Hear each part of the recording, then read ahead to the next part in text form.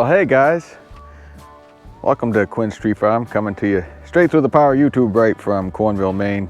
Today, I wanted to go over my raised beds and my transplant beds. Got into a conversation, you know me, on the Great Lakes about transplants and how they look this year and this and that. And I basically said that one of the things that I do is if they're too small or if I don't like the looks of them, I put them in a transplant bed and then I can tend to them all summer, get the rootstock going, and put them in the ground next year.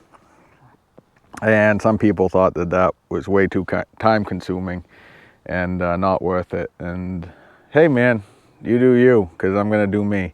And this is what I do. So I didn't take you through it, but basically my friend Tom up the road had some hemlock that he had cut up, so I went and got that. My friend Nick, he's got a trucking business, so I called him up and he got me my loam and dropped that off. And then yeah, we're gonna put it out, and then I'll show you how I put these transplants in.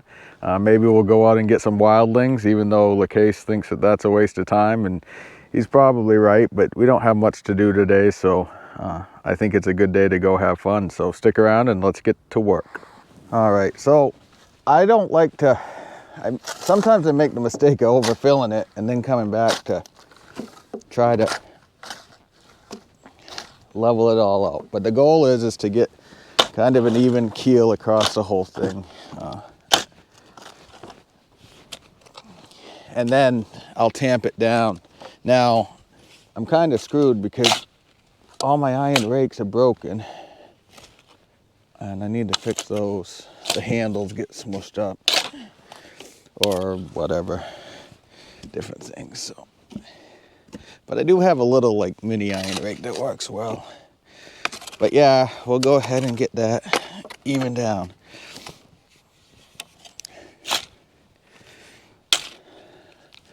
So this is a 4x8 by 12. Those are hemlock. You can do them out of all kinds of things as far as how long they're gonna last and whatnot, but I ended up just grabbing the hemlock. It's what he had on, fairly fair price, and it'll rot over time, but we'll just end up making other ones.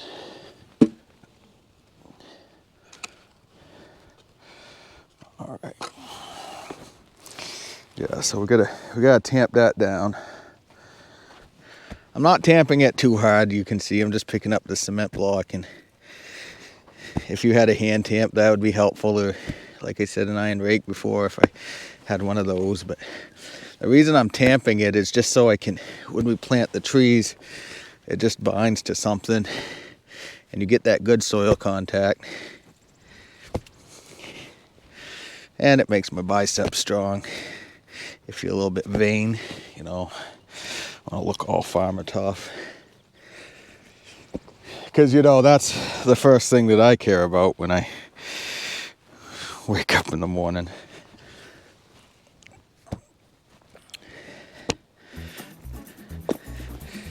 There.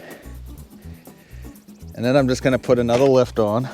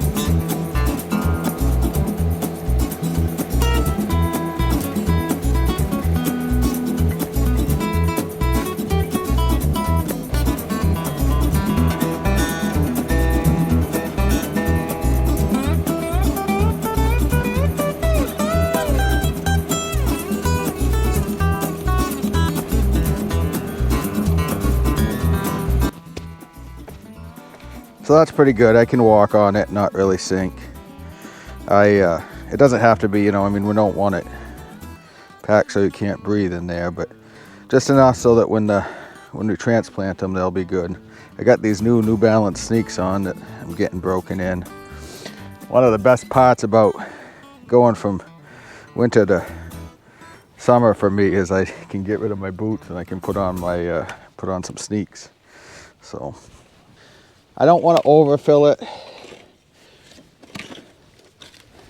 I could maybe go another lift if I wanted to, but I think this will be good. Now I got my bulb auger, and I just go in when I get ready to plant the trees. And now that I've tamped it down, I can make these holes. And you saw this a little bit on the planting video, but it makes like a 2-inch hole. And then I just take these leftovers, and what I've done with these leftovers is when I'm planting in the field and I go through and I'm throwing something in, if I see something I don't like to put in, if I think it's too small, I'll just put it aside. And it's a snap decision. Probably some of these could have gone into a field. There's a good chance that I was on the way home or on the way out of the field and I saw one. I'm like, never mind. I don't want to go back because I'm lazy that way. So we just put them in the ground. Make sure that the bottom of the hole's filled. You want soil contact all around. And then we just fill it in. And then I press down nice and firm. And there we go. So that's step one. See, like this guy, he's a little bit bigger. A little bit of a J root there, not too bad. We'll just do the same thing. Now, one of the things somebody asked me about jamming these down in the hole in another video, I sometimes like wrap them up, and then I almost do it like spaghetti with a forked spaghetti, and that seems to get them in the hole pretty well because it's just kind of wrapping around the fork of the big trunk. And then when I get them in there, this one's hard to do. I'll show you on a better one.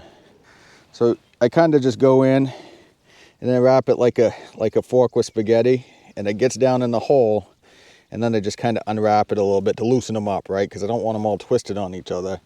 And then that gets, to me, it seems to work well to get them right in the hole and get them to fit. As far as spacing, I'm running them fairly tight, maybe like 5 or 6 inches apart from each other. A lot of places use a planting board, which they'll lay across, and it measured it right out for them. Again, I'm more eyeballing this, and they're gonna have plenty of room. But you can see, I mean, they want to live. Like, why? Let's get that little guy built up, make some money in a couple of years. You know, I mean, we're all freaking out about mortality and losing trees. Why not take a couple extra seconds to save the ones we got?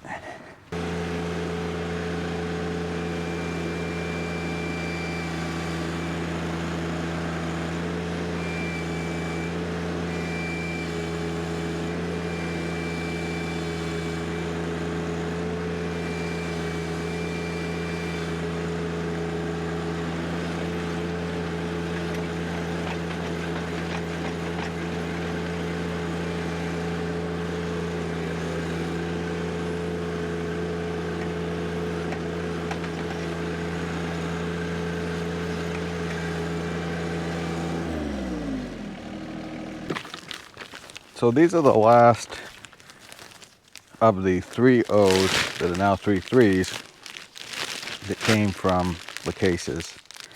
And I found a really cool way to get them up. And that's that grapple bucket, which I can kind of reach in underneath and then get all the rootstocks out.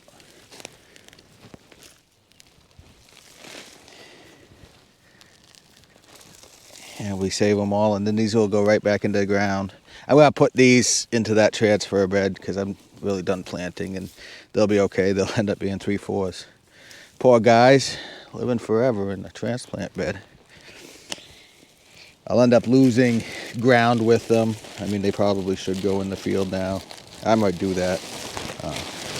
Anyway, one of the problems is transplant shock. So you do lose some time if you can't get them in. You know, it's not great, but this ground is just soft enough that it goes underneath and kind of peels those up. So the last thing I'm going to do, because it's starting to rain, which is actually a good time to do this for this particular herbicide, is I'm going to spray a pre-emergent over the finished side of the transplant bed. I won't do that until I get other seeds in there.